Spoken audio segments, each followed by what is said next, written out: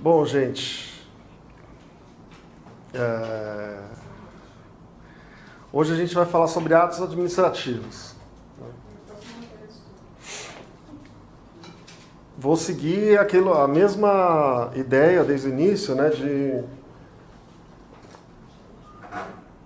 acho que estamos mais ou menos de acordo quanto a isso, né? Nós temos direito administrativo só na primeira fase, poucas questões e acho que mais negócio do que a gente ficar tentando decorar um número enorme de classificações, sair caçando nos livros. E a gente entendeu os institutos, entendeu a lógica, né, do direito administrativo. Hoje tem algumas classificações que a gente vai ter que ver, até porque é coisa que de vez em quando aparece em prova mesmo, né? A maior parte tem utilidade, a gente então vai tentar entender, né, as classificações ao invés de decorar. Tem algumas que não... Enfim, é difícil a gente decretar, não, são inúteis, né? Falar isso do trabalho de alguém, se alguém escreveu no... Se alguém se achou movido a olhar para o objeto nosso, que é o direito administrativo, ato administrativo, e pensar numa classificação que na avaliação dele ou dela é útil, a gente não faz sentido a gente desqualificar, né? Mas nem sempre vai parecer útil para a gente, né? Nem sempre... E talvez algumas realmente não sejam, né? Mas vamos tentar dar conta desse tema hoje, então, dos atos administrativos. Alguma pergunta sobre as aulas anteriores? Não? Então tá. Eu vou tentar ver se a gente consegue. A próxima aula é a última, né? Se a gente consegue encerrar o programa dessas 4 aulas e tentar fazer uma revisãozinha rápida, uma troca de ideia, né? Pergunta. Vamos ver se a gente consegue. Tentar trazer o essencial desses temas, né? Então a gente vai falar sobre atos administrativos. O ato administrativo, não precisa anotar agora ainda, porque eu ainda não vou dar o conceito, nada. Vamos só tentar delimitar o nosso objeto. A gente vem falando, né, que o Estado ele tem, pelo menos, né, tradicionalmente, 3 maneiras diferentes de se expressar. Quando a gente fala de se expressar, a gente está querendo falar o quê? Fala bobagem no Twitter? Não, né? Se expressar de uma maneira juridicamente relevante. Não que as bobagens do Twitter não possam se tornar em algum momento juridicamente relevantes. Mas a ideia é, né, o direito, da maneira como está posta a teoria do direito, né, ele é a captura de dados da realidade por hipóteses normativas, às quais são estabelecidas conexões a uma determinada consequência. E essa consequência é sempre uma relação entre 2 ou mais sujeitos, relação essa modulada pelos operadores que a gente chama deônticos, né? Que são o obrigatório, o permitido e o facultado. Então, o direito, basicamente, vamos dizer, o átomo do direito é a regra jurídica, né? Que é o tipo de norma que prevê uma hipótese que, se verificada no mundo dos fatos, no mundo concreto, fenomênico, gera uma relação. Então, a gente pode pensar em qualquer exemplo, né, de qualquer área do direito. A gente estava falando agora há pouco de questões de direito penal, a prática de um crime, a ocorrência no mundo concreto de um determinado fato, que foi colhido pela legislação penal como crime, foi definido, né, foi tipificado como crime. E, enfim, depois de superadas todas aquelas avaliações, se a conduta é típica, se é antijurídica, se é culpável, se é punível, e sei lá o que, a conclusão é que se a hipótese estiver verificada de fato no mundo concreto, surgem relações jurídicas, não é? Não é uma só, nesse caso que a gente está falando do direito penal, são algumas relações, né? Por exemplo, o dever do Estado de punir, né? O dever do autor do crime de se sujeitar à pena, e aí já é uma questão, enfim, pelo menos é a doutrina tradicional, e a gente está numa aula de defensoria, talvez até porque eu acho que do ponto de vista filosófico existem muitos caminhos para a gente questionar essa ideia, né? Mas enfim, na teoria tradicional do direito, o dever do sujeito se sujeitar à pena, o dever do Estado de punir, o direito da vítima, uma eventual vítima desse crime, a uma indenização. enfim, uma diversidade de relações. Algumas outras situações já eram relações mais simples. Por exemplo, se eu passar um sinal vermelho, isso vai gerar uma relação entre mim e o Estado. No caso, né, o Estado falando em sentido amplo, seria o município. Entre mim e o município, na qual eu tenho a obrigação de pagar um determinado valor correspondente à multa que me vai ser imposta. A administração tem a obrigação de me impor essa multa e de cobrar essa multa, né? As multas acabam não sendo cobradas pelo valor, mas aí hoje em dia se faz protesto, tá? Ou seja, o direito é isso, ele vai colhendo dados da realidade, estabelecendo consequências, e essa consequência sempre é o surgimento de uma relação. Esse é o caráter relacional do direito, né? Ele pega fatos e transforma em relações. Quando esses fatos são fatos mesmo, né? Ou seja, quando eles não coincidem com a ideia de uma manifestação de vontade voltada à produção de um determinado efeito, de um determinado resultado dentro do direito, a gente está falando de fatos jurídicos, né? Quando a gente está falando de condutas humanas praticadas para a obtenção de um determinado resultado jurídico, ou seja, se a gente olha para o ordenamento, vê que uma determinada conduta está abrangida na hipótese de uma norma, e que essa norma tem uma certa consequência, que é a geração de uma ou mais relações entre dois ou mais sujeitos. E a gente pratica uma conduta para que aquela relação se verifique, a gente está praticando um ato jurídico, né? E eu estou falando aqui em termos muito gerais para a gente retomar a ideia, tá? Não quero desfazer o trabalho do professor de Direito Civil, que deve ter dado um conceito bem técnico e preciso do que é o ato jurídico, mas para a gente raciocinar em cima dele.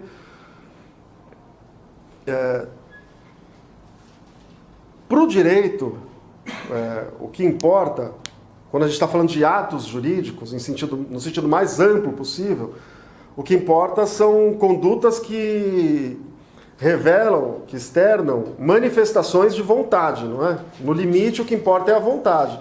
E lá no direito privado a gente tem o princípio da autonomia da vontade. No direito público, no direito administrativo, a gente fala de outro tipo de vontade, não é uma vontade subjetiva de um sujeito, né? Pelo menos quando a gente está falando do ato administrativo. A gente está falando de uma vontade num conceito que é objetivo. É uma vontade que coincide com a finalidade legal. Ou seja, uma vontade legalmente estipulada, instituída. Como é que a gente pode chamar de uma maneira mais própria para o direito administrativo essa vontade? Interesse público, né? A administração tem que sempre atuar para atingir o interesse público. É por isso que vocês viram nas primeiras aulas, não nas minhas, nas anteriores, né?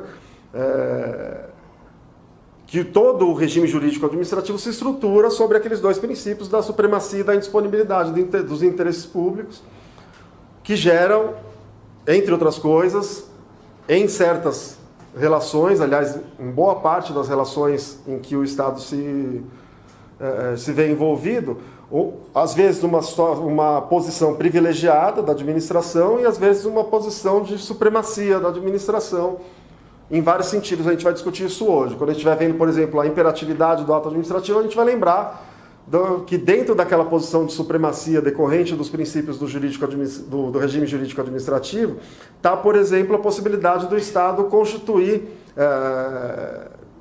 direitos unilateralmente. Aliás, constituir obrigações, né? Constituir obrigações unilateralmente. A gente vê isso na desapropriação, a gente vê isso em alguns institutos, a gente vai conversar um pouco mais adiante. Por que eu estou falando tudo isso? Porque o que importa para o direito são condutas destinadas, quando a gente está falando de atos administrativos, né, manifestações de vontade destinadas à produção de um determinado resultado jurídico. No direito administrativo a gente está falando de um outro tipo de vontade, né, que é uma vontade legal, é a finalidade legal. A palavra que a gente usa é essa, né? É a finalidade legal, é o interesse público, né? O Estado, quando ele age para satisfazer os interesses gerais, enfim, os interesses que estão contemplados no ordenamento jurídico, ele pode agir de três maneiras, isso a gente vinha vendo, né? Pode ser pela função E aí, gente? As 3 funções do Estado. Administrativa, legislativa e jurisdicional. O que o Estado faz no exercício da função jurisdicional? O que caracteriza a função jurisdicional? Não é o caráter definitivo, a solução de conflitos mediante provocação, enfim, tem todo aquele conjunto de características que são características das decisões judiciais.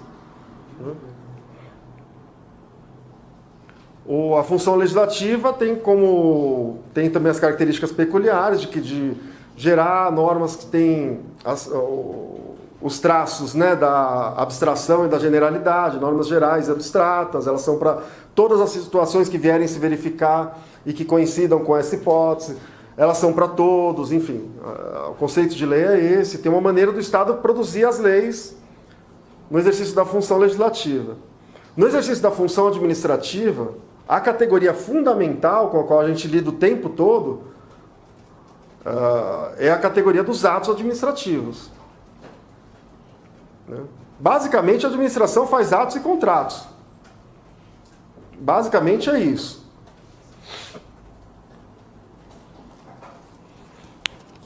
E o ato administrativo, a teoria do ato administrativo, ela acaba sendo, em quase todos os autores, uma tradução da teoria do ato jurídico para o campo do direito público, do direito administrativo. Feitas essas ponderações, por exemplo, eu não estou falando de uma vontade subjetiva e que é autônoma e que é ilimitada, enfim, que é limitada só pelo que o ordenamento proíbe, não é disso que eu estou falando. Eu estou falando de uma vontade que corresponde ao que o ordenamento jurídico estabelece. Administrar é aplicar a lei de ofício. Lembram? Aquela frase célebre do Seabra Fagundes, né, que a gente comentou na primeira aula. E aplicar a lei de ofício, isso que é administrar.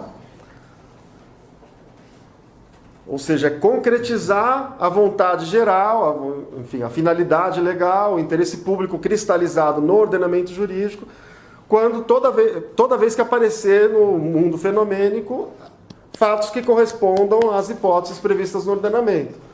A gente sabe hoje que a coisa é um pouco mais complexa. No mínimo, a gente já avançou um pouco nas últimas décadas na discussão sobre regras e princípios. A gente hoje vive, inclusive, um momento de uma presença muito forte de normas jurídicas na forma de princípios no ordenamento jurídico, né? Isso, num sentido mais, se a gente olhar de um ponto de vista mais abrangente, é algo que tem fortalecido muito a função jurisdicional, porque você estabelece uma norma mais aberta, você dá um poder maior para a definição de situações, né? Vocês têm clareza quanto à diferença entre regra e princípio?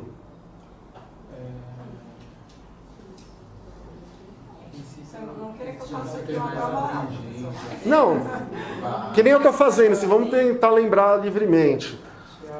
Princípios são abertos, Princípios são mais abertos, a regra é mais precisa.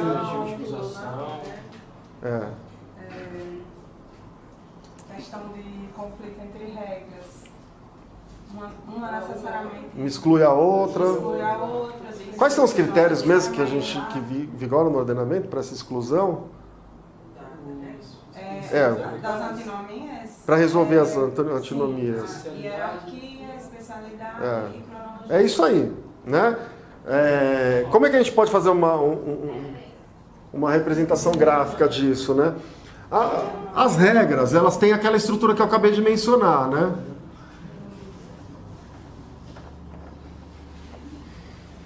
Ou seja, a previsão de uma hipótese que, se verificada, leva... Isso aqui é a imputação, é isso aqui que o direito faz, né? Então, o direito imputa a certas...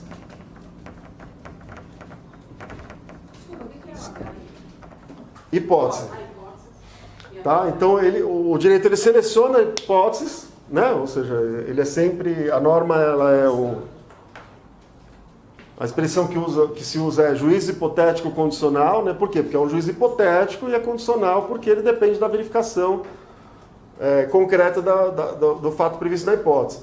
que, se verificado, leva a uma relação entre dois ou mais sujeitos, sujeito 1, sujeito 2, mas pode ser mais, e uma relação modulada pelos operadores obrigatório, permitido e vedado. Eu não vou pôr 2 P's, né? Porque senão é proibido. Então, obrigatório, permitido e proibido ou vedado.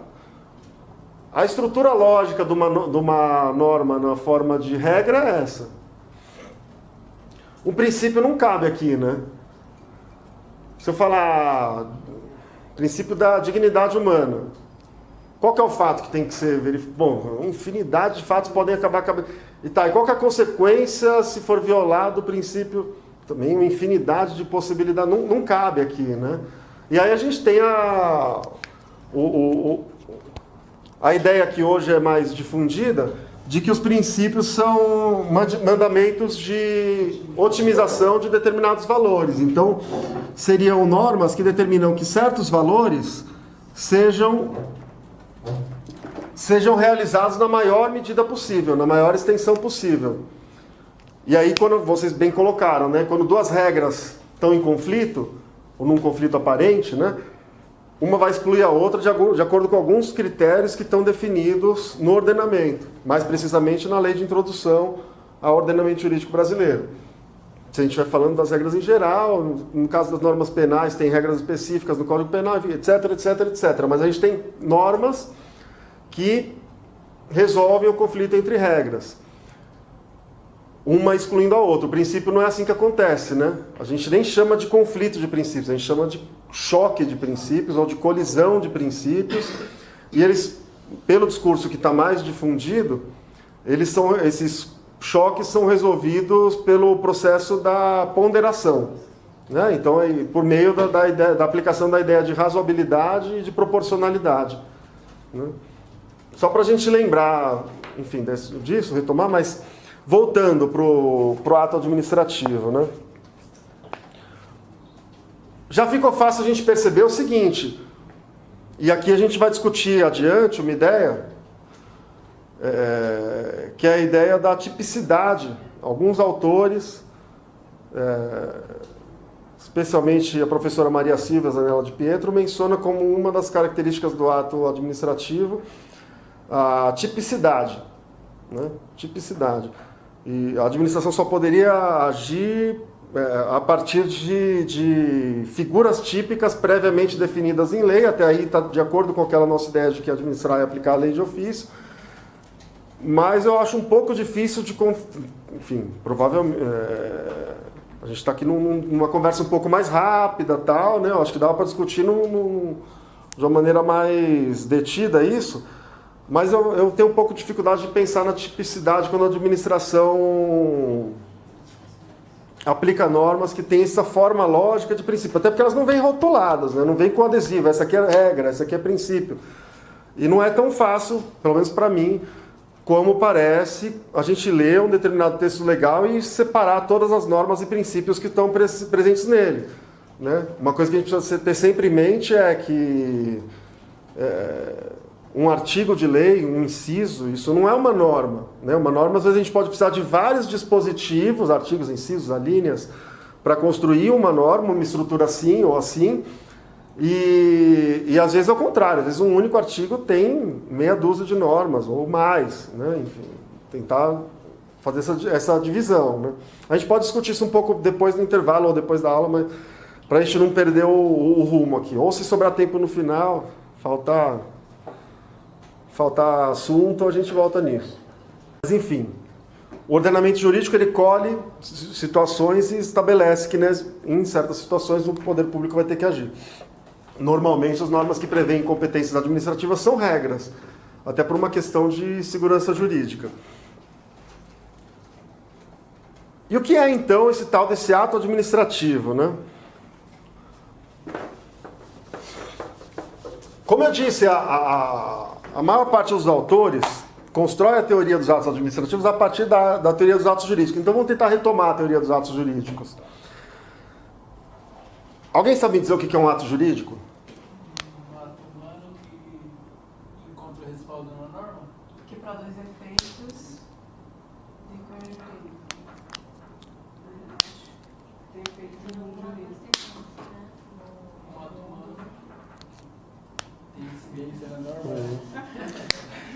Ele tem requisitos, o ato jurídico?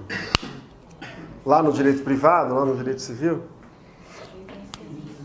Lá naquela disciplina menos importante? Tem alguma coisa sobre o sujeito?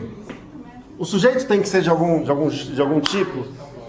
O que tem que acontecer com relação ao sujeito? Ele tem que ser capaz? Sujeito capaz.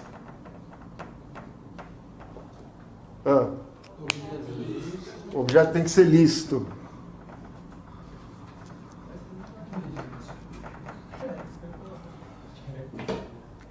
A forma, como é que é?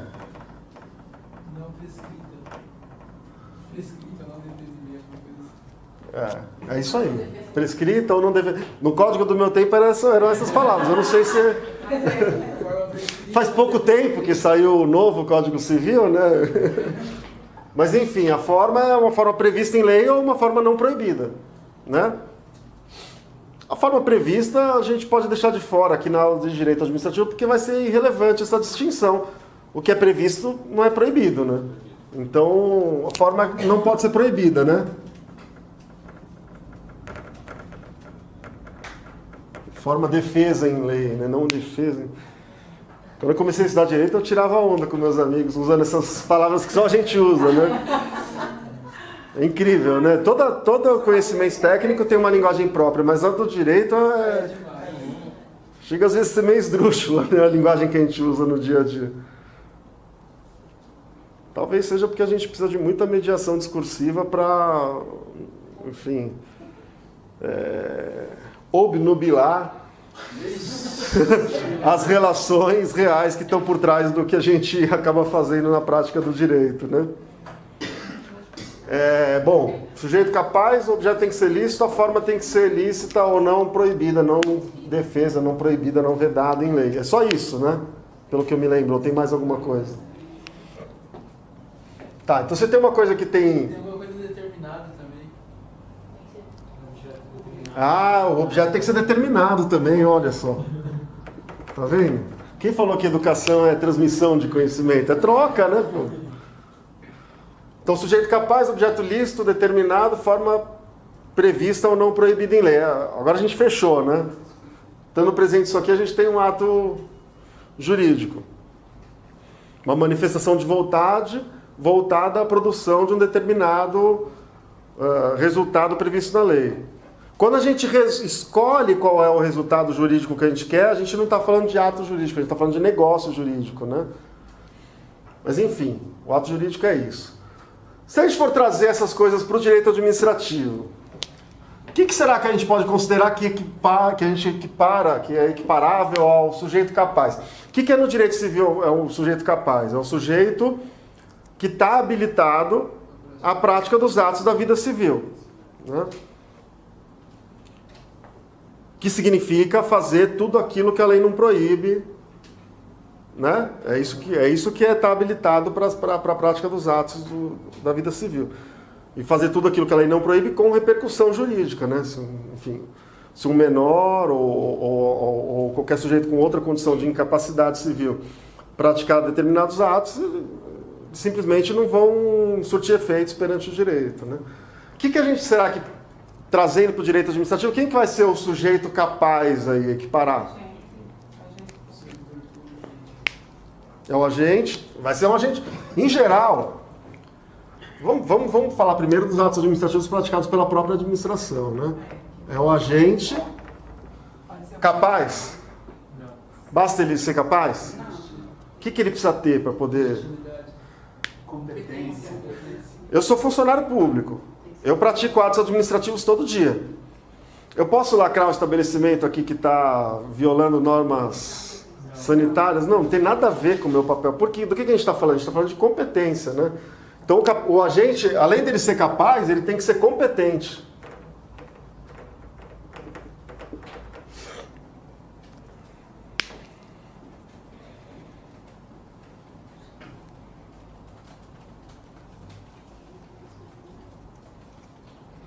E o objeto? O que será que é o objeto lícito? Para a gente não confundir, né?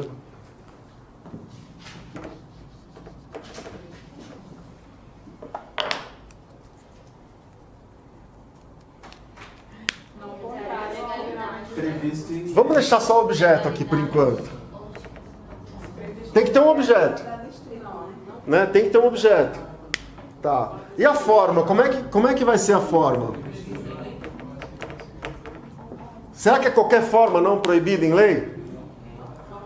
Não. É a forma legal, né? É a forma prevista em lei.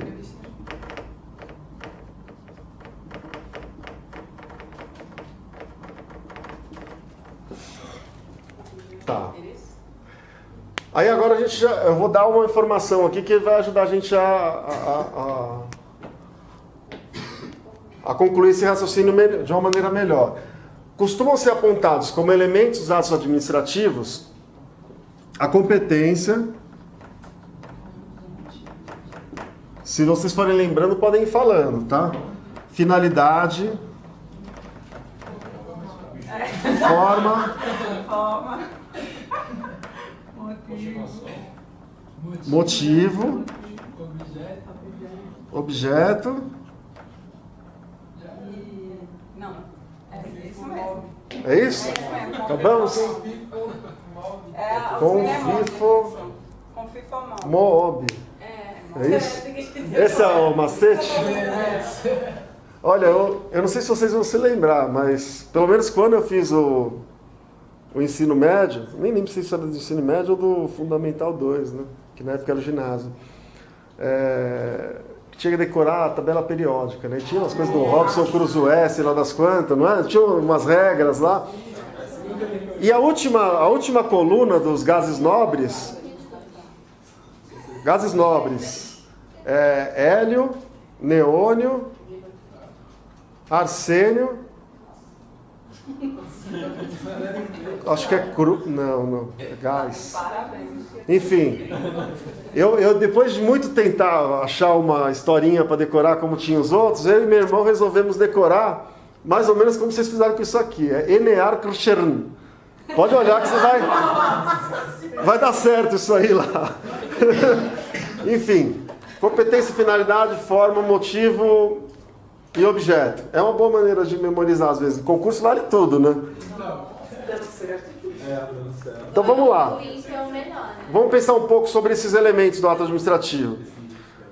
Competência, a gente já conversou sobre o que é. Como é que a gente pode definir o que é competência? É alguém que tem uma atribuição prevista pela própria administração de praticar determinado ato? É isso aí. Competência é um conjunto de atribuições previsto pela lei para serem exercidas por um determinado agente. É exatamente o que você falou. Então, quando a gente está falando sobre elementos do ato administrativo, a gente pode... Essa teoria ela foi construída, parte com base no... Aliás, a teoria vem sendo construída com base na teoria do ato jurídico, mas ela tem uma influência muito grande, principalmente nos autores mais tradicionais, dos conceitos e classificações que foram estabelecidos naquele decreto 200. E lá, aliás, isso não é do decreto 200 não, é da lei da ação popular, que não é historicamente tão distante, né? E na lei da ação popular a gente tem lá uma previsão de situações que podem ensejar a invalidade dos atos jurídicos. Muitos autores, inclusive, se recorrem daquele rol quando vão falar sobre invalidade. Tá tudo certo aí? Tá. Então, e aí, pensei que eu estava dando sorte, né? Isso aqui inibe a gente, pô. Brincadeira, gente, quem está olhando aí. Oi, mãe. Então, gente, estava falando de competência, né? Então, quando a gente começa a matar a aula, a gente corre esse risco, né? Mas, enfim, competência é estava falando da lei da ação popular. Ela prevê algumas situações de invalidade de atos administrativos. E essa construção da teoria da invalidade é muito próxima. Agora eu vou ter que... Então, gente, retomando, obrigado pela lembrança. Lá no direito civil, o ato jurídico também tem que ser possível, só para a gente registrar, né? Mas, enfim, A teoria da invalidade dos atos administrativos ela é muito próxima do estudo dos elementos dos atos administrativos, porque cada situação de invalidade vai atingir um deles. E a primeira que a gente está conversando agora é a da incompetência, que a gente já, inclusive, já conversou um pouco nos outros temas, né?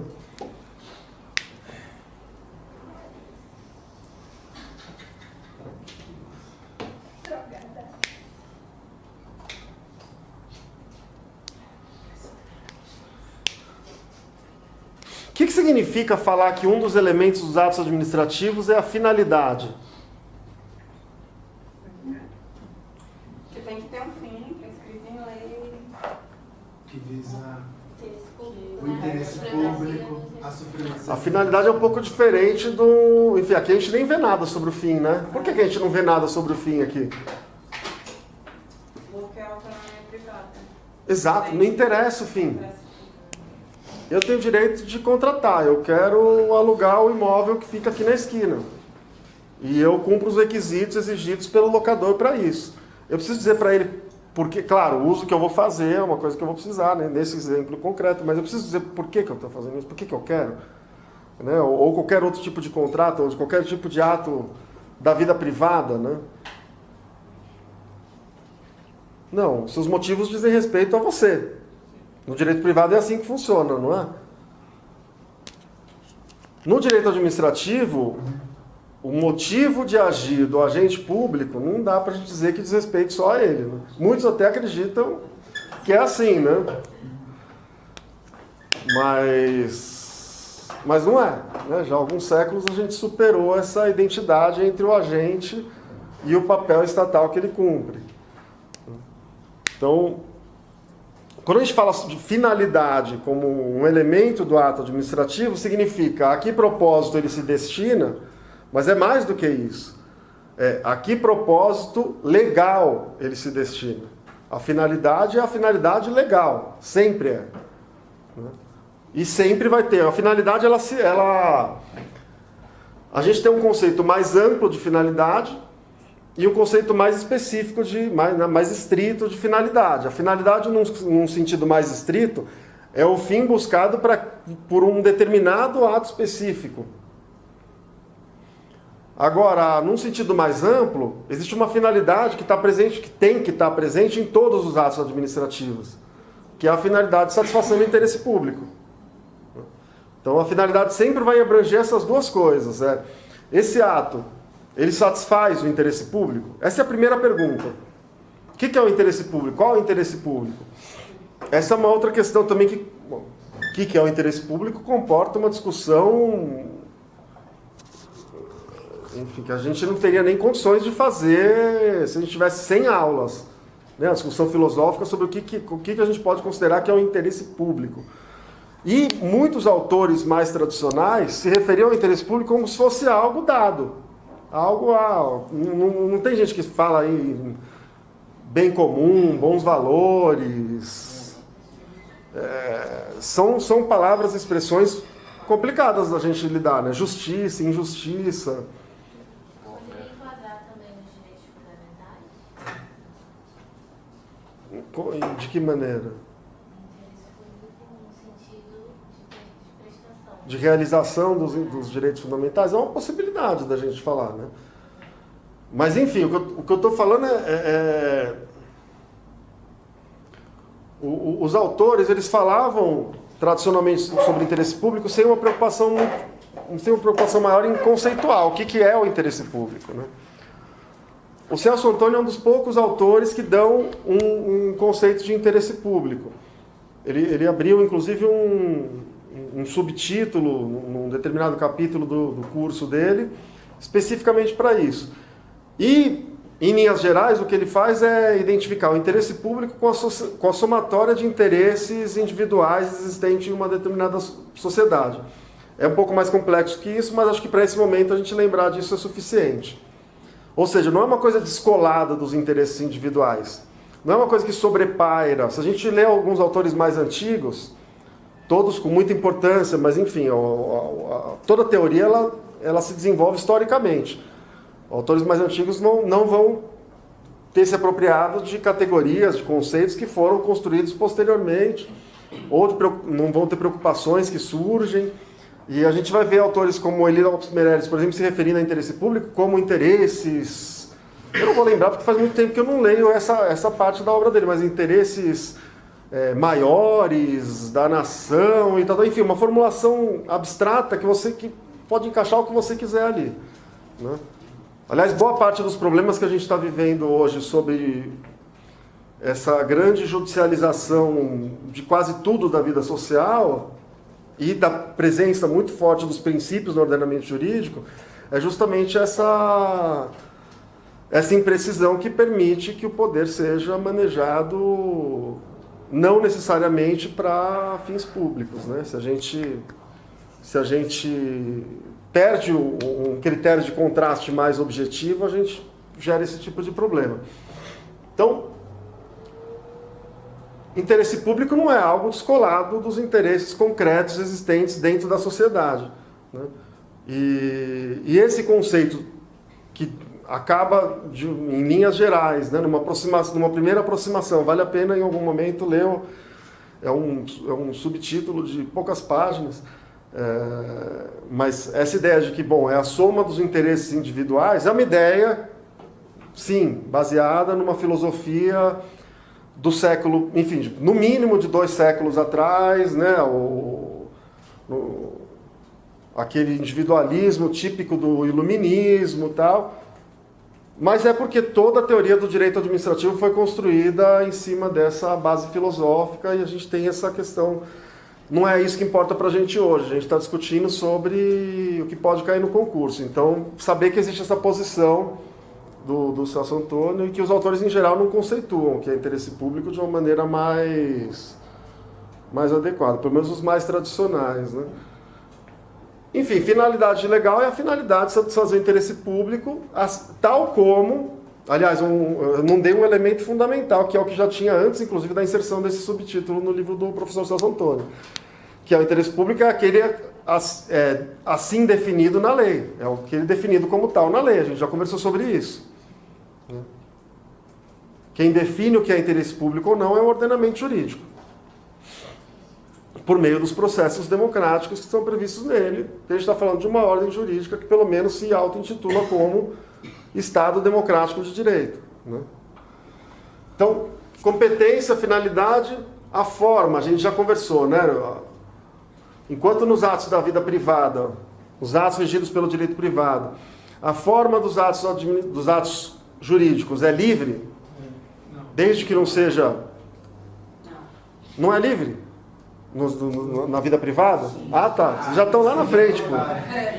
Né? Assim como na vida privada, a forma é livre, desde que não seja proibida em lei, né? No direito administrativo, a forma é a forma legal. É a forma definida em lei para a prática daquele ato. Dá para a gente estabelecer um paralelo com aquela consideração de que na administração você só pode fazer o que a lei autoriza, enquanto na vida civil, na vida privada, você pode fazer tudo aquilo que não for proibido. Motivo. O motivo é um dos elementos do ato, que eu já adiantei, né? Ele só passa a ser relevante quando a gente passa a falar do direito público. Enquanto a gente está no direito privado, o motivo não interessa. O motivo é individual, diz respeito à intimidade e vida privada de cada um. Se você quiser externar todos os motivos de todos os seus atos, você pode. Se você quiser não externar nenhum deles, também é um direito seu. Agora, se a gente está falando de alguém que só vai poder agir se tiver competência para aquela situação específica prevista numa hipótese normativa, que só vai poder agir para satisfação da finalidade legal, ou seja, para satisfazer o interesse público definido como tal na lei, no ordenamento jurídico, por uma forma pré-determinada. Será que tipo de motivo... Primeiro, será que é importante a gente falar sobre motivo? Se eu só posso agir para atingir para começar, né, a conversa, se eu posso agir para satisfazer o interesse público, que está dentro da finalidade, né? Sempre a satisfação do interesse público está dentro da finalidade. e a gente vai ter essa situação de um interesse público específico previsto para aquele caso, se eu só posso agir para satisfazer o interesse público, importa o motivo do meu agir, que só pode ser esse, inclusive. Só pode ser para atender o interesse público, para atender a finalidade legal. Ou seja, o motivo do ato administrativo que eu vou praticar tem que estar abrangido por uma hipótese normativa, que prevê uma competência. Não é? Vamos desenhar de novo aquela figurinha?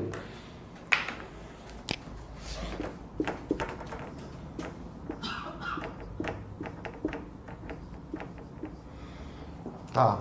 Então, eu tenho uma hipótese normativa que prevê que toda vez que um condutor de um veículo avançar o sinal vermelho, a ele vai ser estabelecida uma sanção de multa, uma penalidade administrativa. Bom, eu fui lá, saí e avancei o sinal vermelho, aconteceu o fato. Esse acontecimento no mundo concreto desse fato faz com que esteja presente no mundo concreto, no mundo real, no mundo dos fatos, a situação prevista na hipótese normativa. Não foi? Nessa hipótese normativa que eu falei? Ou seja, é o mesmo, isso que eu estou falando, a hipótese normativa se concretizou em direito administrativo, é o mesmo de dizer, aconteceu um fato que gerou uma determinada competência. Né? A concretização da hipótese normativa gera competência. Gerou a competência para alguma determinada autoridade me impor uma sanção de multa. E alguma determinada autoridade, que não é a mesma, nesse exemplo concreto inclusive, me impor uma sanção de perder pontos no sentido de em algum momento eu ter meu direito de dirigir suspenso. Então, a verificação do fato gerou competências administrativas. Vamos pegar uma delas, né? A competência do município de me impor uma multa. Então, uma relação jurídica, não é? Entre dois sujeitos. Sujeito 1, município. Sujeito 2, eu. Eu estou me pondo no exemplo aí.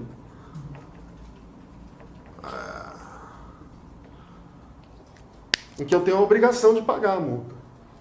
Né? A gente pode, enfim, avaliar aqui essa modulação entre obrigatório, permitido e proibido, vedado, de várias maneiras nessa situação. Então, a verificação da hipótese normativa gera competência. Uma competência para um determinado agente político, um determinado órgão. A gente já conversou sobre o que é um órgão, né? Um órgão, a gente não falou que era um plexo de competências? A gente usa essa palavra, é uma palavra que os autores usam, que é uma daquelas que a gente não usa no dia a dia, né? Enfim, um conjunto, né, de competências. Quando eu falo um órgão é um conjunto de competências, nesse aspecto eu estou me referindo à construção abstrata, teórica, de um determinado número de situações que, se verificarem, vão receber como contrapartida uma atuação, uma ação administrativa de um determinado órgão, que significa um determinado conjunto de agentes com um determinado conjunto de competências. Então, em primeiro lugar, aconteceu a hipótese normativa. Eu já sei quem é que pode agir e quem que não pode. Né? Eu já sei também por que pode agir e por que não pode. Né? Eu recebi a multa, mas, enfim, esse exemplo é ruim para isso que eu vou dizer agora, mas não necessariamente o agente competente vai agir para satisfazer a finalidade legal. Né? Um exemplo que costumam dar, tinha um político famoso na Bahia. Alguém aqui é da Bahia? Não? Mora lá, talvez você conheça essa família. É uma família meio desconhecida. No tal de... era conhecido como Toninho Malvadeza, não era? O ACM, uma vez, numa determinada ocasião, se elegeu governador, e ele, inclusive, tinha anunciado que ia fazer isso, né?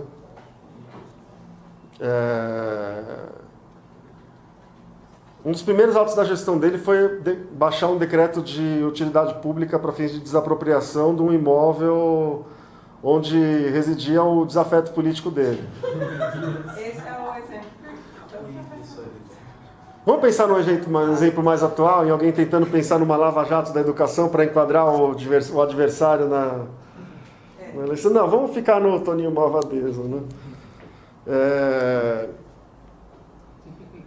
Ele tinha competência para declarar utilidade pública para fins de desapropriação? Tinha. Sim. Ele fez isso para satisfazer o interesse público? Não. Nesse caso, não foi. Né? Não foi. Então o ato já era inválido, porque o ato não foi praticado para satisfazer a finalidade legal. Como é que a gente chama esse vício? Tem um nome famoso, né? Quando o ato administrativo é inválido porque não está presente o requisito da finalidade. Desvio de finalidade. Desvio de finalidade.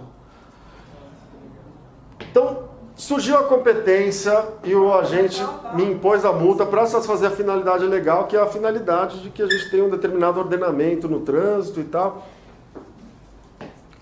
Mas aí eu recebi em casa um papel de pão, uma foto de celular impressa nele e uma mensagem dizendo que eu tinha que pagar. Ó, você conhece a lei, sabe que você passou no sinal lá. O que eu faço com esse papel de pão? Então,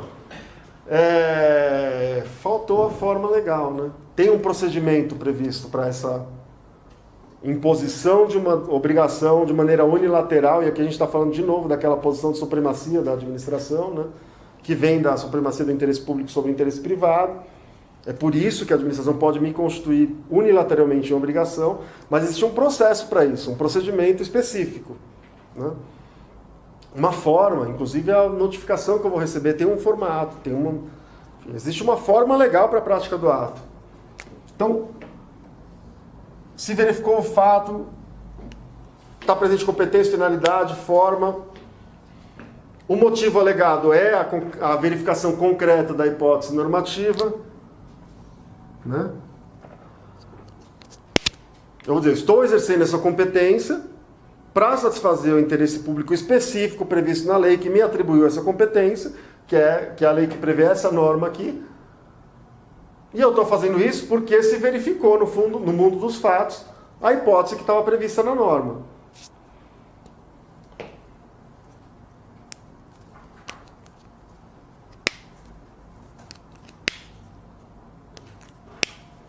E o objeto vai ser vai variar de acordo com cada ato, né? Mas é o objeto previsto em lei também, né? E nesse caso vai ser a imposição de uma sanção administrativa por uma infração de trânsito. Pegando um exemplo mais, enfim, que me vê mais facilmente, porque tem um semáforo aqui embaixo. Vamos lá. Então, o ato administrativo, a essa altura, a gente já pode concluir que é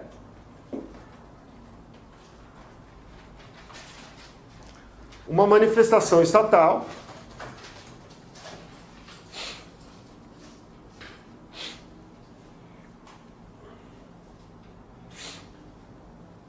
destinada à aplicação da lei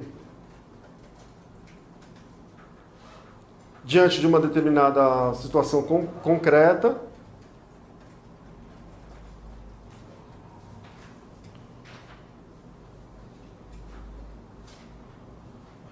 para satisfação do interesse público,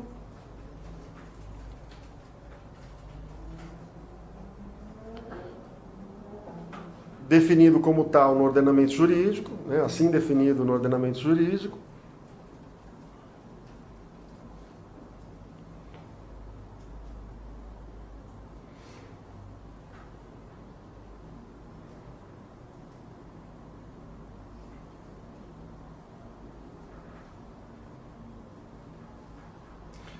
encerrando um comando, ou caracterizando-se como um comando complementar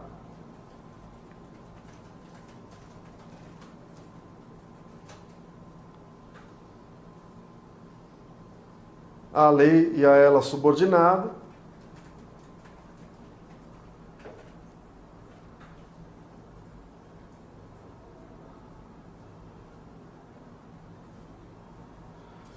Sempre revisível pelo Poder Judiciário.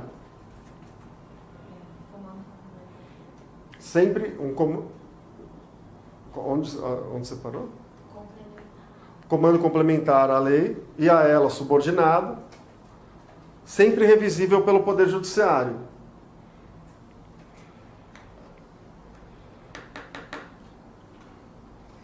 Quando eu falo sempre revisível pelo Poder Judiciário, a gente ainda não começou a falar sobre isso.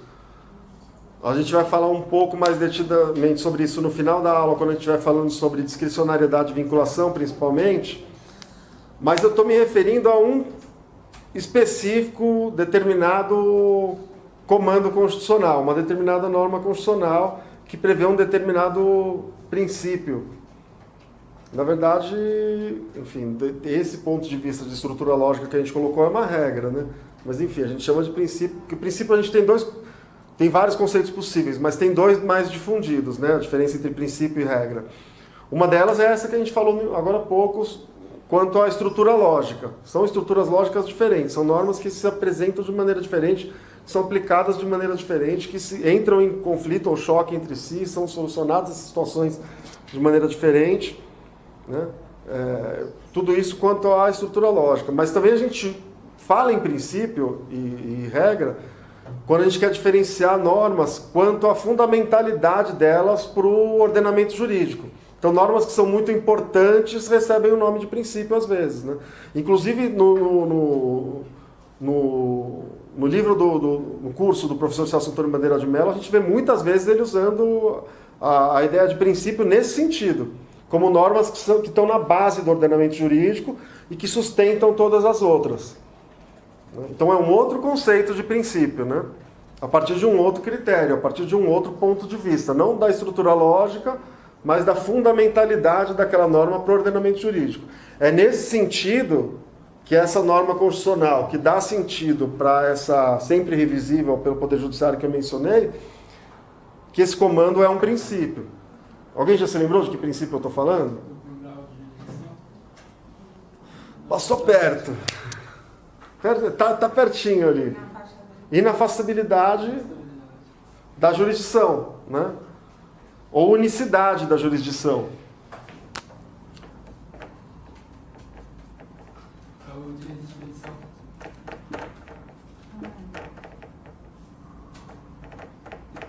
Que o Brasil adotou o sistema Da jurisdição una, né? A unidade da jurisdição.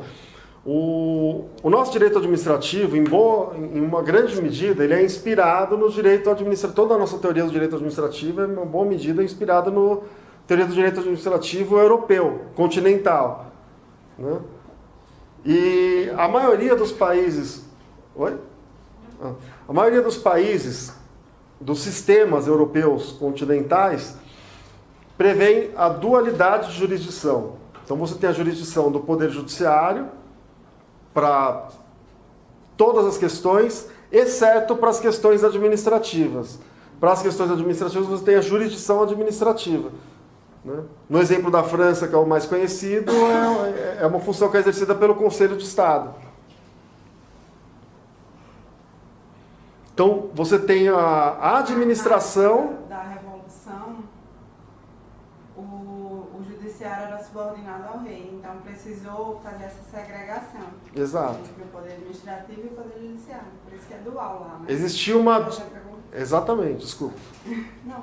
Existia uma desconfiança muito grande em relação aos juízes.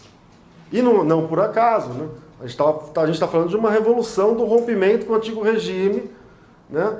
A categoria dos juízes era necessária, mas eles não poderiam ter o mesmo poder que tinham anteriormente, porque isso poderia, enfim, pôr a perder o processo revolucionário burguês daquele tempo.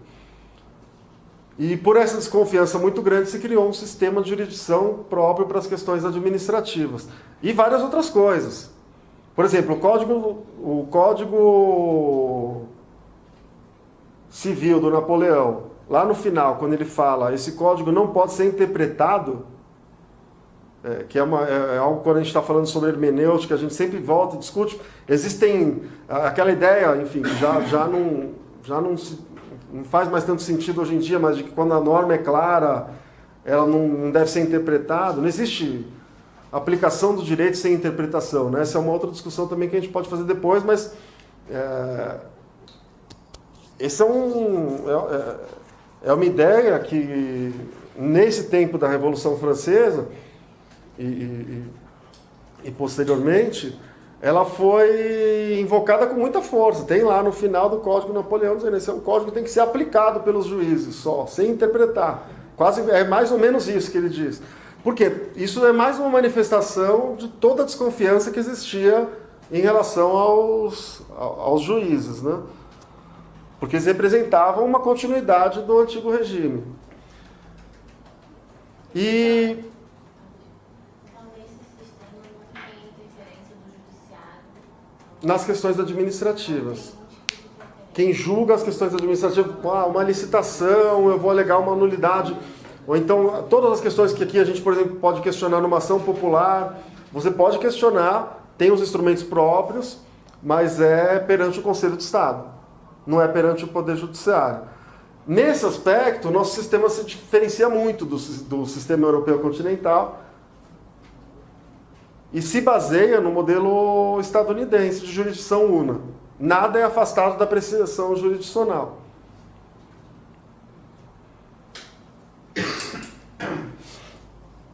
Nem as questões administrativas. Então é por isso que toda vez que a gente vai conceituar o ato administrativo, a gente tem que lembrar, reforçar isso.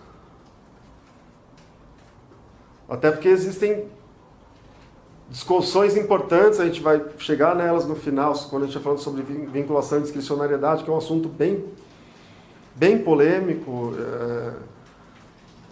Existem posições que tendem a quase dizer, olha, existem certas situações que não podem ser apreciadas pelo judiciário. E é muito comum, na prática, quem já militou na área de direito público, já deve ter percebido isso, ou já teve algum contato na prática com julgados.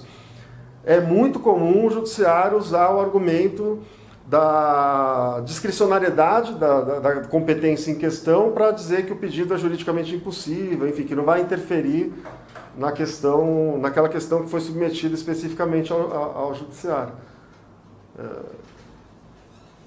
Em alguns casos é algo até difícil de você lidar, né? Enfim, às vezes é o judiciário deixando de cumprir o papel constitucional dele e com esse pretexto e com base em compreensões do que seja discricionariedade, do que seja vinculação. A gente tem, inclusive, autores antigos que ainda são mencionados dizendo que certos tipos de atos podem ser revistos pelo Poder Judiciário, certos outros tipos de atos não podem. Isso é uma matéria que suscita muita confusão. A gente vai voltar no final da aula. E essa é uma outra questão. Quais... Não a parte da motivo do mérito. Só que se o mérito tiver apreciado, Essa diferenciação de quais elementos do ato administrativo podem ser vinculados e quais não podem, é uma discussão também com a qual eu tenho um pouco de dificuldade. Porque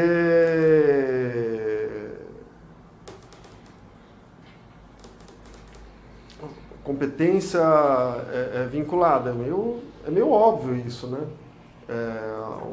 O objeto ele pode ser vinculado, ele pode não ser, enfim, eu tenho um pouco de dificuldade com essas classificações, mas elas existem, vocês pelo jeito já tiveram inclusive acesso e às vezes são pedidas, né? Mas enfim, o princípio da jurisdição una, ou da inafastabilidade da jurisdição, é que determina que a gente, quando for falar de ato administrativo, a gente lembrar sempre é possível, sempre que o Poder Judiciário for acionado, ele vai ter que se manifestar. E as questões, vamos dizer, de legalidade formal, e talvez aqui faça algum sentido essa distinção, né? As questões de legalidade formal vão ter que ser sempre apreciadas. Então, bom, aqui a competência é discricionária, mas a forma do ato é outra. você não é o agente competente, ou seja, sempre vai ter algum elemento do ato que o Poder Judiciário vai ter que apreciar, né? O objeto, quanto ao objeto, a gente vai ter a discussão sobre discricionalidade e vinculação, mas sempre vai ter que ter um provimento jurisdicional, no mínimo quanto à legalidade formal do ato. Que horas são, gente? Vamos fazer um intervalo? Ah.